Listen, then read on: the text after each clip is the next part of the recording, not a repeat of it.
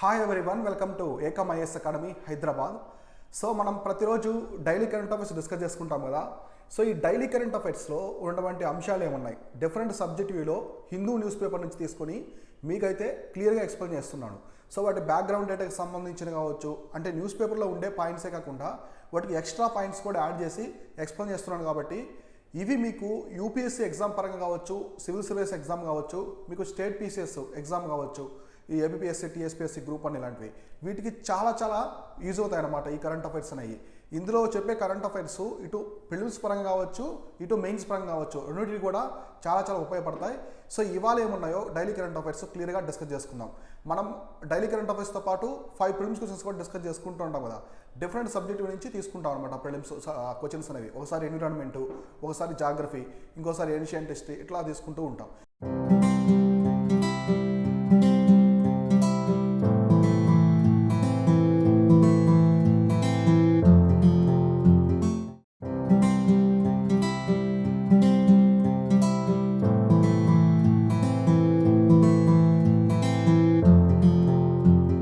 So ఇవాళ current affairs ఏమున్నాయి చూద్దాం. ఇవాళ వచ్చేసి మనకి 23 ఆగస్టు సంబంధించి ఏమున్నాయి చూద్దాం.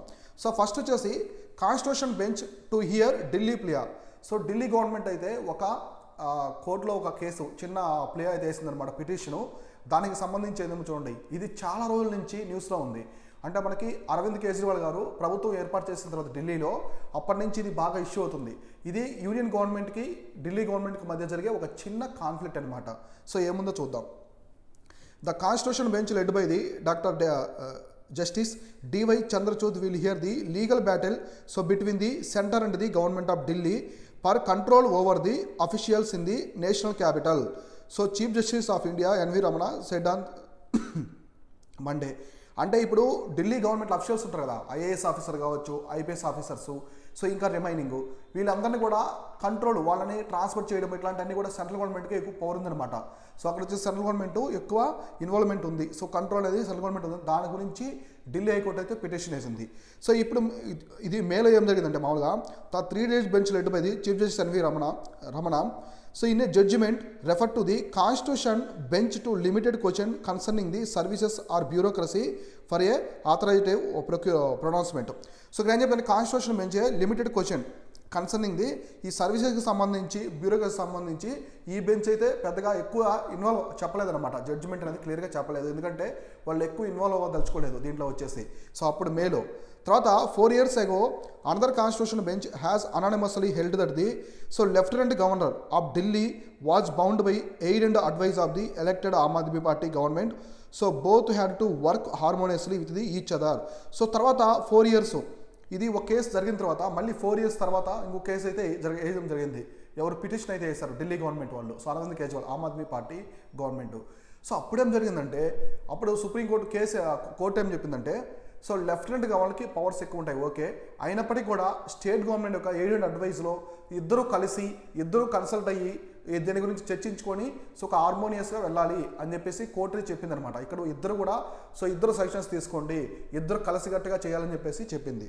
తర్వాత it had noted that there was no room for the anarchy or absolutism in the democracy. So డెమోక్రసీలో ఎవరికి కూడా ఒక్క వ్యక్తి డామినేట్ చేయడానికి లేదు. డెమోక్రసీ అంటే సో మనకి by the people, for the people, of the people అంటాం కదా. సో ప్రజల ద్వారా ఎన్నుకోబడిందే డెమోక్రసీ, ప్రజాస్వామ్యం. ఇందులో ఖచ్చితంగా మనకి లెఫ్టినెంట్ గవర్నర్ కావచ్చు, లేదా స్టేట్ చీఫ్ మినిస్టర్స్, మంత్రి మండలి ఎవరైనా సరే అందరూ కలిసి పనిచేయాలి. ఇక్కడ గవర్నర్ డామినేషన్ ఉండకూడదు, అలా చీఫ్ మినిస్టర్ డామినేషన్ ఉండకూడదు. సో అందరూ కలిసి చేసినప్పుడే అక్కడ ఆ స్టేట్ అనేది హార్మోనియస్గా ఉంటుంది. సో ఇంకా 2018 judgment had not specifically deal with the issue of services. So 2018 జరిగిన ఈ జడ్జిమెంట్ పెద్దగా డిస్కస్ చేయలేదన్నమాట. సర్వీసెస్ గురించి అయితే ఇన్ఫర్మేషన్ అది క్లియర్గా ఇవ్వలేదు. So the Delhi government has compared it's predicament without power over the services that a king without Kingdom. So ఇది ఎలా ఉందంటే, ఇప్పుడు కింగ్ వితౌట్ కింగ్డమ్. సో ఒక రాజ్యంలో రాజు లేకుండా ఎలా ఉంటుంది, రాజ్యం అనేది ఉండదు. సో కాబట్టి అలా ఉందన్నమాట. ఇప్పుడు ఢిల్లీ గవర్నమెంట్ ఉన్నప్పటికీ కూడా వాళ్ళకి బ్యూరోక్రసీ మీద ఎలాంటి రైట్స్ లేవు, సర్వీసెస్ మీద ఇవ్వట్లేదు అనమాట. అంతా సెంట్రల్ గవర్నమెంట్ కంట్రోలే ఎక్కువగా ఉందని చెప్తున్నారు. So the situation was that the democratic representative government had to get the approval of lieutenant governor to appoint a health secretary or commerce secretary it had argued. So ఇక్కడ ఎందుకు ఇదంతా వివాదం ఏంటంటే, మామూలుగా హెల్త్ సెక్రటరీని అలానే కామర్స్ సెక్రటరీని అపాయింట్ చేయడానికి లెఫ్టినెంట్ గవర్నర్ దగ్గర వెళ్ళారు కదా. సో ఇప్పుడు lieutenant governor appointed by the president of India, అంటే సెంట్రల్ గవర్నమెంట్ కింద నుంచి వాళ్ళు ఉంటారు కాబట్టి ఈ విషయంలో హెల్త్ సెక్రటరీ విషయంలో కావచ్చు, కామర్స్ సెక్రటరీ విషయంలో కొంచెం కాన్ఫ్లిక్ట్ అయితే వచ్చింది ఢిల్లీ గవర్నమెంట్కి, యూనియన్ గవర్నమెంట్కి. సో అందువల్ల the 2018 judgement has made it clear that the powers of centre and the Delhi government were collective and coextensive. Senior advocate AM Singhvi for the Delhi government has submitted. So ఇక్కడ ఏం చెప్పారంటే 2018 జడ్జిమెంట్లో మామూలుగా ఇప్పుడు ఈ స్టేట్ గవర్నమెంట్కి సంబంధించింది కావచ్చు, యూనియన్ గవర్నమెంట్కి సంబంధించి కావచ్చు, కలెక్టివ్గా ఉండాలి, కో ఎగ్జిస్టివ్గా ఉండాలి, అంటే కోఆపరేషన్ ఉండాలన్నమాట రెండింటి మధ్య, ఢిల్లీ గవర్నమెంట్ మధ్య అలానే ఎగ్జాక్ట్గా యూనియన్ గవర్నమెంట్ మధ్య కోఆపరేషన్తో ఉండి వీళ్ళు ఎవరు లిస్టు పంపిస్తున్నారు, సిఫారసు చేస్తున్నారు, వాళ్ళ దానికి సెంట్రల్ గవర్నమెంట్ ఎటువంటి రికమెండేషన్స్ చెప్పడం అంతా కూడా సజెషన్స్ ఒపీనియన్స్ తీసుకుని రెండు కలెక్టివ్గా చేసుకోవాలని చెప్పారు.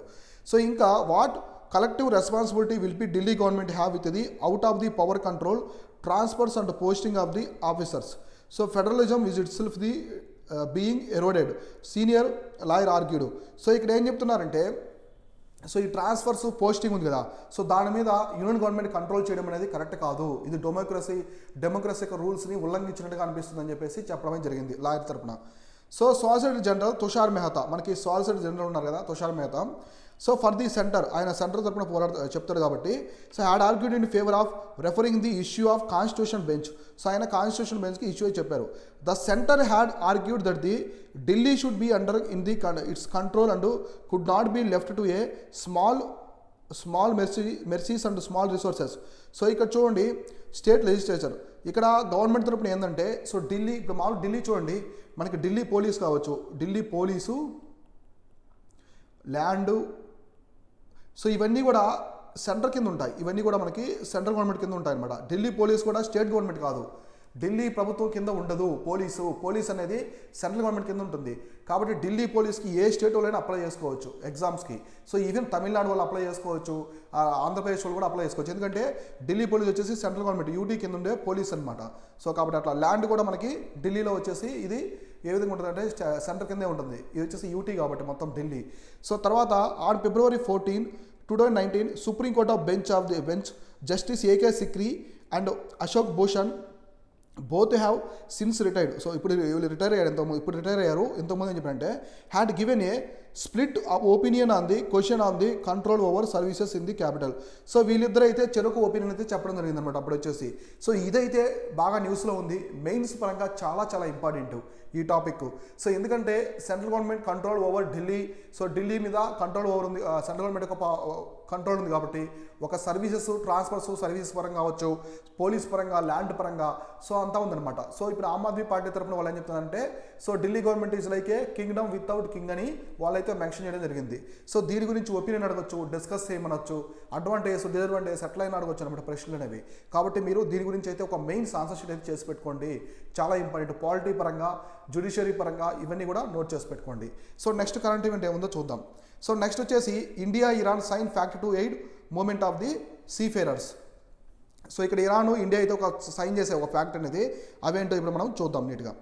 So in bid to the moment of the seafarers between the two countries, India and Iran on Monday signed the memorandum of understanding of the recognition of the certificates of competency in the unlimited voyages to help seafarers from the both countries as per the provisions of the standards training, certification and water keeping seafarers trained.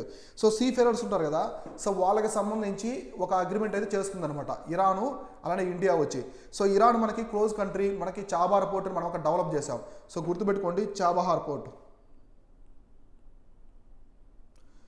So చాబార్ port ఇరాన్లో ఉంటుంది. So ఇది వచ్చేసి మనకి ఇరాన్లో ఉంటుంది, Persian Gulf దగ్గర. దీన్ని develop చేసింది డెవలప్డ్ బై ఇండియా, మనం ఇండియా వాళ్ళు డెవలప్ చేశారు. ఎగ్జాక్ట్గా అదే టైంలో గ్వాదార్ పోర్ట్ అని ఒక డెవలప్ చేశారు. సో గ్వాదార్ పోర్ట్, సో ఇది ఎక్కడ ఉంటుందంటే పాకిస్తాన్లో ఉంటుంది. సో ఇది పాకిస్తాన్లో ఉంటుంది, డెవలప్డ్ బై చైనా. సో ఇక ఎగ్జాక్ట్లీ ఇలా ఉంటాయన్నమాట. చాబార్ పోర్ట్ని అయితే ఇండియా డెవలప్ చేసింది ఇరాన్లో. సో గ్వాదర్ పోర్ట్ వచ్చి చైనా డెవలప్ చేసింది పాకిస్తాన్లో. సో ఇట్లా అనమాట ఈ సీఫేర్కి సంబంధించి సో ట్రైనింగ్ ఇవ్వడం, వాళ్ళకి సర్టిఫికేషన్ ఇవ్వడం ఇదంతా కూడా చేస్తున్నారనమాట. తర్వాత the MoU sign during the bilateral meeting between union minister for ports and union minister for ports and shipping and waterways so Ayush and Sarbananda Sonowal and Iranian minister roads for oil. సో వీళ్ళిద్దరు అయితే మనకి ministry of shipping. మీకు చూడండి ఇక్కడ so ఇంతకుముందు మనకి name వచ్చేసి మినిస్ట్రీ ఆఫ్ పోర్ట్స్ అని ఉండేది. సో మినిస్ట్రీ ఆఫ్ పోర్ట్స్ ఇట్లాంటివి అడుగుతారు. So west Bengal group 1 exam అడిగారు ఇది. సో మినిస్ట్రీ ఆఫ్ పోర్ట్స్ని రీనేమ్ చేశారు, నేమ్ చేంజ్ చేశారు. ఇప్పుడు వచ్చేసి దాని పేరు వచ్చేసి మనకి సో మినిస్ట్రీ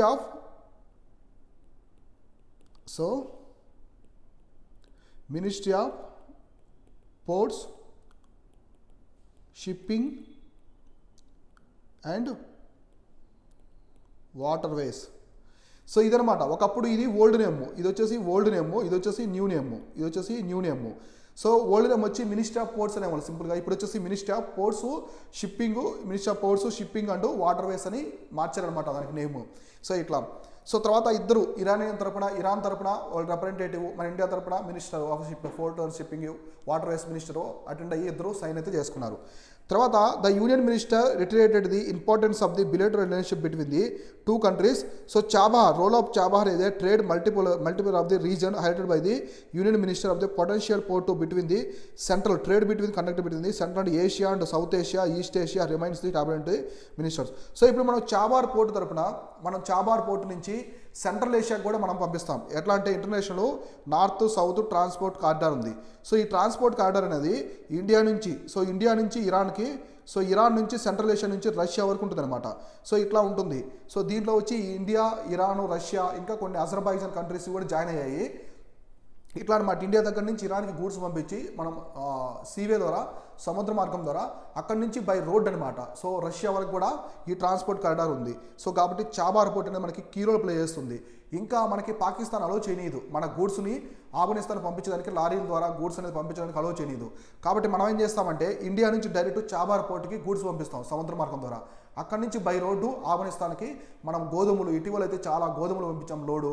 సో ఇంకా ఫుడ్స్ అన్ని పంపిస్తాం, ఎందుకంటే ఆఫ్ఘనిస్తాన్కి మనకి చాలా friendly country so Afghanistan. So ఇంకా చెప్తున్నారంటే the minister who called Iranian vice president of the Mohammad బుక్బర్ సో ఇదంతా చాబార్ పోర్ట్ గురించి డిస్కస్ చేసుకున్నారు, ట్రేడ్ అంతా చేయాలని చెప్పేసి. ఇంకా చూస్తే ఇక్కడ the statement said that the Indian ports global private limited. So మనకి Indian ports global private limited ఉంది ఇండియా తరపున. So assumed the operations of the Shahid Beheshti port. So it has handed over to the 4.8 million tons of the bulk cargo. So ఇక్కడ చూడండి ఒక port, so కొత్త port అనమాట. ఇది వచ్చేసి చూడండి నేమ్ వచ్చేసి Shahid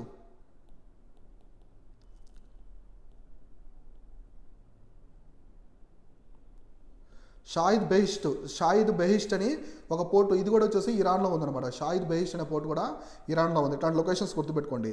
so close cooperative between the India's IGGPL and Iranian stake holders during the maritime organisation, Iranian customs, Chabahar free zone.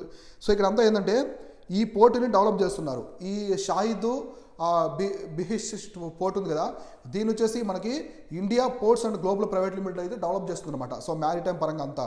So ఇంకా ఏంటంటే ఇన్ 2020లో India supplied the 75,000 tons to wheat to Afghanistan. So ఇందా చెప్పాను కదా, India అనేది మనం గోధుమలు పంపించాం. ఎంత అంటే మొత్తం వచ్చేసి 75,000 టన్నులు గోధుమలు, 75,000 టన్నుల గోధుమలు మనము ఆఫ్ఘనిస్తాన్కి ఫుడ్ సహాయంగా పంపించామన్నమాట. అది కూడా మనం ఎలా పంపించామంటే ఈ చాబార్ పోర్ట్ ద్వారా పంపించామన్నమాట, మ్యారిటైమ్ ద్వారా.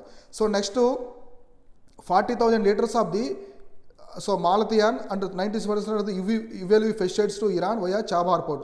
సో ఇట్లా కూడా ఈ రసాయనిక ఎరువులు కావచ్చు ఇవన్నీ కూడా ఇక్కడనే పంపిస్తున్నాం అగ్రికల్చర్ పరంగా, ఫుడ్ సెక్యూరిటీ పరంగా. కాబట్టి చాబార్ పోర్ట్ అనేది చాలా కీ రోల్ అయితే ప్లే చేస్తుంది.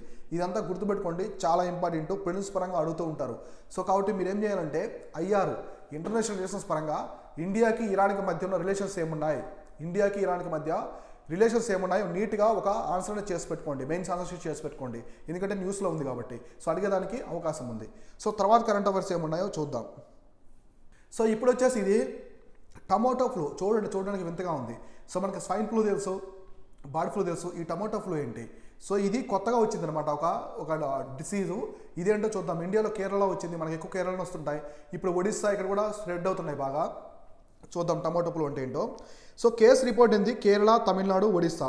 సో ఈ 3 రాష్ట్రాల్లో అయితే టమాటో ఫ్లూనే కేసెస్ అయితే, ఫ్లూ అంటే జ్వరము అని, సో మనం జ్వరం అంటాం కదా, ఫీవర్, ఫ్లూ అంటారు.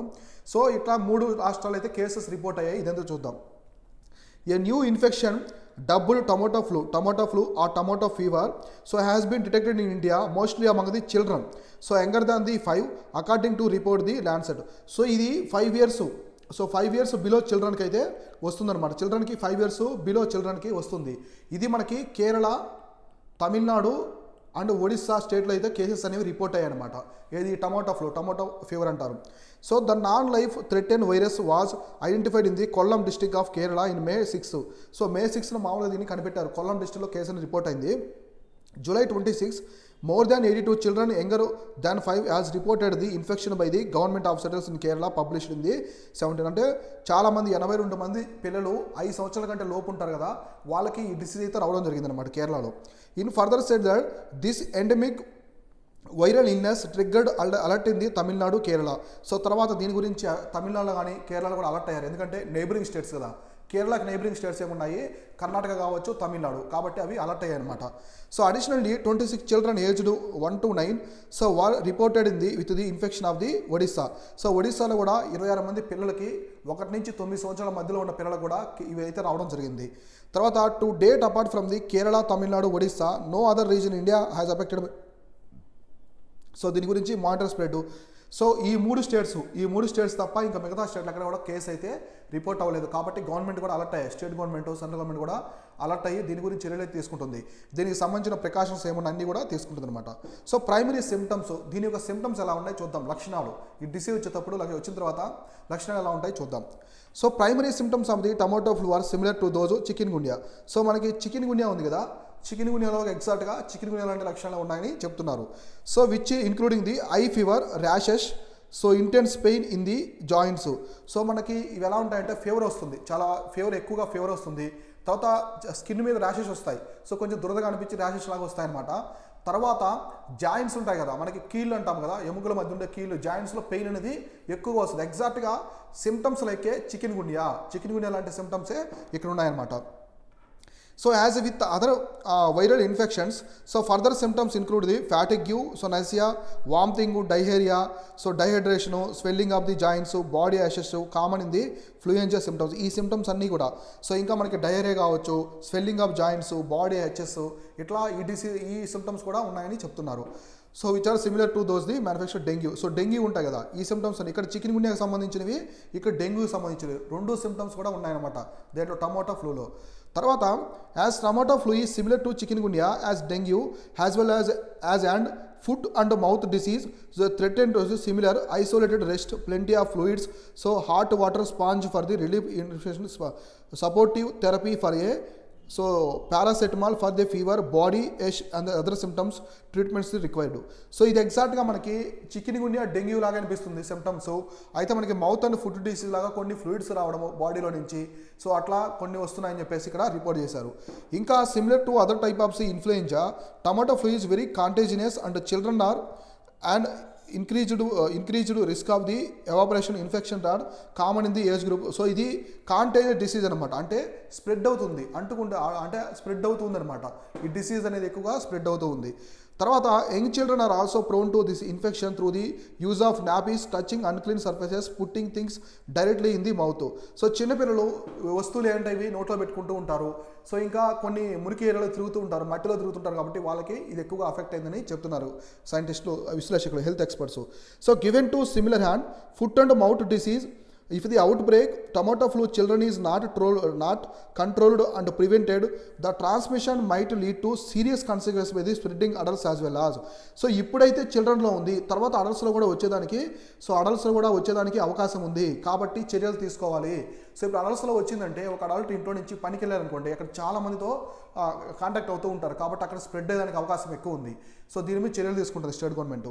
The tomato flu is caused by the coxsackie virus A16. So చూడండి ఈ వైరస్ చూడండి డిఫరెంట్గా ఉంది, కాక్సకి A16. సో ఈ వైరస్ ద్వారా అయితే వస్తుందన్నమాట. ఇది వచ్చేసి వైరల్ డిసీజు, ఇది వచ్చేసి వైరస్. ఈ వైరస్ ద్వారా అయితే ఈ స్ప్రెడ్ అని చేస్తుంది. ఇట్ బిలాంగ్స్ టు ఎంట్రోవైరస్ ఫ్యామిలీ, ఇది ఎంట్రోవైరస్ ఫ్యామిలీకి సంబంధించింది అనమాట. ఏ ఫ్యామిలీకి? సో ఎంట్రోవైరస్ ఫ్యామిలీకి సంబంధించింది అనమాట. ఏది? ఈ కాక్సెస్ A16 అనే virus. So hand, foot and mouth disease is a frequent be rash in children caused by the. So ఈ వైరస్ ద్వారా మనకి ఫుట్ అండ్ మౌత్ డిసీజ్ వస్తుంది కదా, ఇట్లాంటి డిసీజ్ ఎక్కువ వస్తాయి అనమాట. సో ఇంకా ఇవన్నీ కూడా వైరసెస్, ఈ కాక్సెస్ A16, A71 ఇవన్నీ కూడా వైరస్. సో ఇక్కడ వచ్చేసి వీళ్ళైతే చెప్తున్నారు డాక్టర్స్ అనేవాళ్ళు, యశోద హాస్పిటల్కి సంబంధించిన డాక్టర్స్ అందరూ కూడా దీని గురించి వార్నింగ్ అయితే ఇచ్చారనమాట. సో ఇది స్ప్రెడ్ కాకుండా గవర్నమెంట్స్ ప్రికాషన్స్ తీసుకోవాలి, చిల్డ్రన్స్కి ఎక్కువ అఫెక్ట్ అవుతుంది కాబట్టి దీని మీద చర్యలు అయితే తీసుకుంటున్నారు. గుర్తుపెట్టుకోండి, టమాటో ఫ్లూ అనేది ఒకటి కేరళలో, తమిళనాడులో, ఒడిస్సాలో అయితే ఇప్పటివరకు వచ్చిందనమాట. ఇక్కడ వైరస్ గుర్తుపెట్టుకోండి, ఈ వైరస్ దేనికి సంబంధించి అడుగుతారు, ఇది ఏ ఫ్యామిలీకి సంబంధించింది అనేది కూడా క్లియర్గా చూసుకోవాలి. సో నెక్స్ట్ కరెంట్ అఫైర్స్ ఏముందో చూద్దాం. సో నెక్స్ట్ కరెంట్ ఈవెంట్ వచ్చేసి జూన్ టీ అవుట్పుట్ డ్రాప్ 17% అండి flood. So pest attack, so pest attacks చేయడం వల్ల ఈ ఉంటాయి కదా మనకి కీటకాలు, సో కీటకాలు అటాక్ చేయడము ఒకటి, నెక్స్ట్ వరదలు రావడము, ఈ రెండింటి వల్ల టీ అనేది జూన్లో వచ్చి 17% డ్రాప్ అయిపోయింది. 17% అనేది డ్రాప్ అయిపోయింది అనమాట. ఇప్పుడు చూద్దాం. So India June tea production fell 17% from the year earlier. So 141.31 million kilograms. The State Run Tea Board said. So floods and the pest attack dented output in the main producing region. So main ఏంటంటే ఇక్కడ so floods ఒకటి, వరదలు, floods అంటే వరదలు ఒకటి, ఇంకోటి ఏం చెప్తున్నారు పెస్ట్ అటాక్. పెస్ట్ అంటే కీటకాలు. సో వరదలు, కీటకాలు ఈ రెండు కారణంగా ప్రొడక్షన్ అయితే తగ్గిపోయింది. Heavily June rainfall, so heavy June rainfall flood in tea gardens in the Assam which accounts for more than the half of the country's production.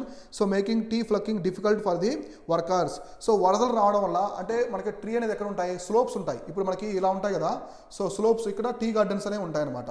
So మనకి హిల్స్ మీద, స్లోప్స్ మీద ఉంటాయి కాబట్టి వర్షం వచ్చినప్పుడు ఒక్కసారిగా రెయిన్, ఫ్లడ్స్ అనేది వస్తాయి అనమాట. కాబట్టి ఫ్లకింగ్ చేయలేరు, అక్కడ వచ్చేసి వాళ్ళు అది ఫ్లక్ చేయలేరు అనమాట.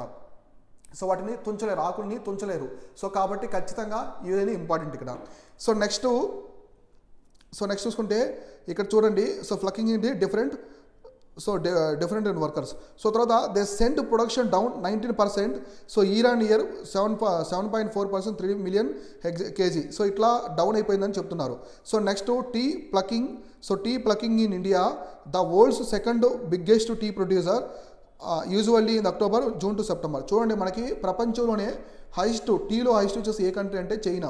హైయెస్ట్ వచ్చేసి టీలో లార్జెస్ట్ ప్రొడ్యూసర్ ఆఫ్ టీ వచ్చేసి ప్రపంచంలోనే చైనా. సో సెకండ్ వచ్చేసి ఇండియా. సో ఇండియాలో వచ్చేసేది, ఇండియాలో ఫస్ట్ వచ్చేసి అస్సాం, టీలో వచ్చేసి అస్సాం అనమాట. సో అస్సాం ఈ విధంగా గుర్తుపెట్టుకోండి, చాలా ఇంపార్టెంట్. ఇదంతా కూడా టీకి సంబంధించింది. So in the first half of 2022 India's tea production fell 20% from the year 360.19 billion kg. Tea board India data said. So lower tea production June lift the. So ఈ విధంగా ఫిగర్స్ అయితే మొత్తం తగ్గిపోయాయని చెప్తున్నారు. సో టీ అనేది over చూడండి. The country export crush tear curled grade mainly to Egypt and United Kingdom. So which spread to the orthodox a variety shipped to the Iraq, Iran and Russia. So CTC is a producer using the మ్యాన్స్క్యులేషన్ device. So ఇట్లా తీసుకుంటారు. So ఇక్కడ చూస్తే ఈ device అనేది important. దేనికి use చేస్తారంటే ఇది వచ్చేసి మనకి మ్యాన్స్క్యులేషన్ డివైస్ వచ్చేసి. So CTC is produced using the మ్యాన్స్క్యులేషన్ డివైస్.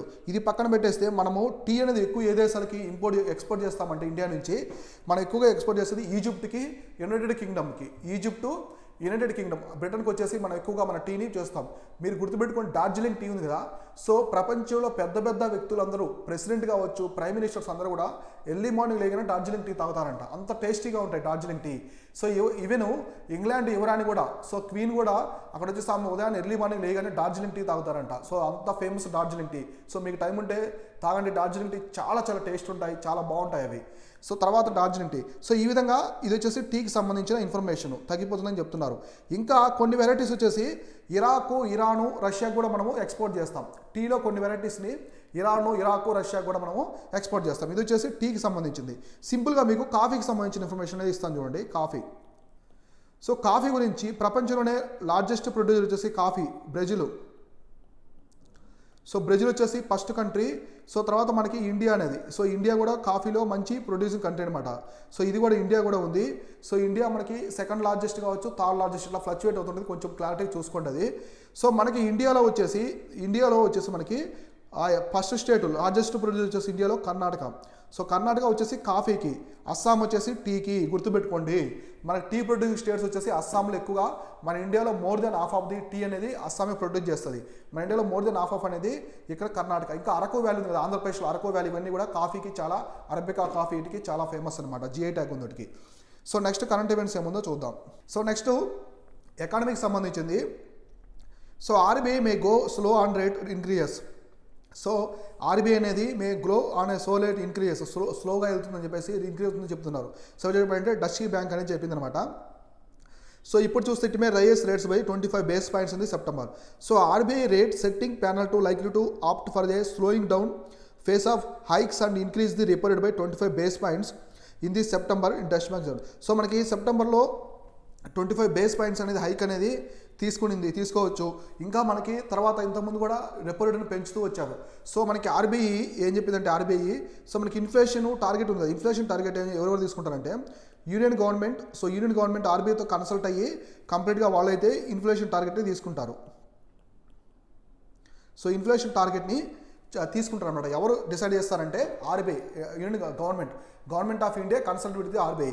సో ఇప్పుడు ఇక్కడ ఆర్బీఐ అనేది ఏం చేస్తారంటే మానిటరీ పాలసీ కమిటీ ఉంటుంది ఇక్కడ. So monetary policy committee chairman ఎవరంటే మనకి ఆర్బీఐ గవర్నర్.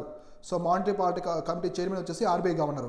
సో వీళ్ళు డిసైడ్ చేస్తారు రెపో రేట్ ఎంత పెంచాలి, రివర్స్ రెపో రేట్ ఎంత తగ్గించాలి అని.